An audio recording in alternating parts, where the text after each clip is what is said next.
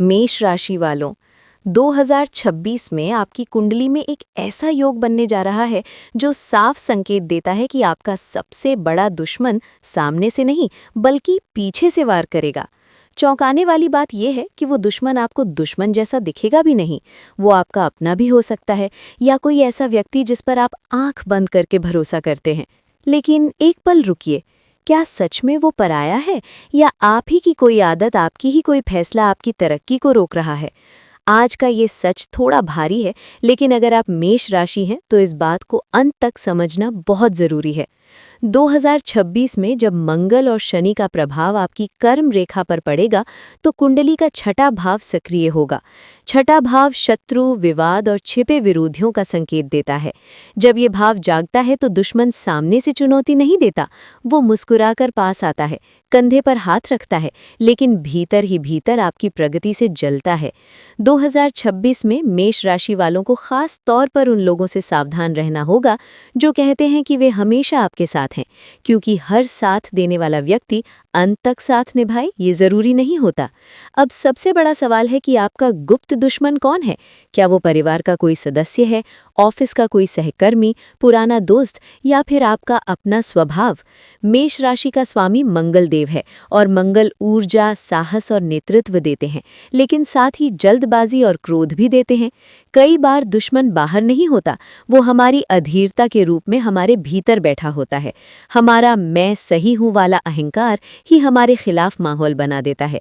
2026 में एक छोटी सी जल्दबाजी, एक कठोर शब्द या एक गलत फैसला आपके लिए बड़ी परेशानी खड़ी कर सकता है। इसलिए खुद से ये प्रश्न पूछिए कि क्या सच में दुश्मन बाहर है या भीतर? 2026 के मध्य में जब शनि देव की दृष्टि आपके कर्म स्थान पर पड़ेगी तो जीवन में परीक्षा का समय आ सकता है। शनि देव न्याय करते हैं, लेकिन उससे पहले परीक्षा लेते हैं। यदि आपने गलत लोगों पर भरोसा किया, गलत संगति अपनाई या अपने गुस्से पर नियंत्रण नहीं रखा, तो वही व्यक्ति जिसे आप अपना मानते थे आपके खिलाफ खड़ा हो सकता है। ये वार अचानक होगा। नौकरी में बदनामी, दोस्ती में विश्वासघात या परिवार में गलतफहमी जैसी स्थितियां बन सकती है। इस समय शब्दों से ज्यादा मौन आपकी रक्षा करेगा।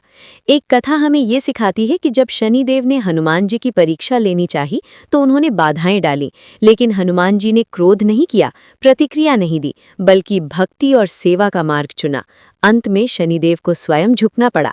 इस कथा का संदेश ये है कि जब समय परीक्षा ले तो प्रतिक्रिया नहीं, संयम जीतता है।